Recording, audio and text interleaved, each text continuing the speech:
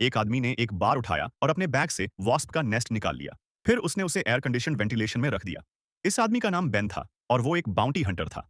इस बार उसका टारगेट उस कमरे में छुपा हुआ एक वांटेड क्रिमिनल था। बेन ने फास्ट अटैक किया और उस आदमी को क्विकली काबू में कर लिया।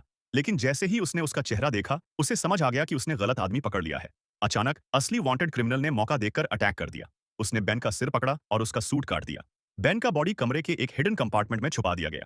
अजीब बात यह थी कि बेन के हाथ पर 3 खून के निशान दिखाई दिए और फिर जो बेन मर चुका था वो चमत्कारी तरीके से वापस जिंदा हो गया। उसने पूरी ताकत लगाकर कंपार्टमेंट तोड़ दिया। जैसे ही वो बाहर निकलने वाला था, उसने खुद को मिरर में देखा। बेन पूरी तरह शॉक में था। उसे समझ नहीं आ रहा था कि वो अभी तक जिंदा कैसे है। उसी वक्त वांटेड क्रिमिनल का बॉडीगार्ड कमरे में आ गया। वो आदमी डर गया। बेन ने तुरंत अटैक किया और एक वुडन डोर तोड़कर बॉडीगार्ड को नीचे गिरा दिया। फिर उसने बॉडीगार्ड को कार के ट्रंक में डाल दिया और उसकी गर्दन के जख्म को टेप से सील कर दिया। बेन ने अपने हाथ पर पड़े ब्लड स्टेन्स देखे, लेकिन उसने ज्यादा ध्यान नहीं दिया। उसका प्लान था क्रिमिनल को ढूंढते रहना।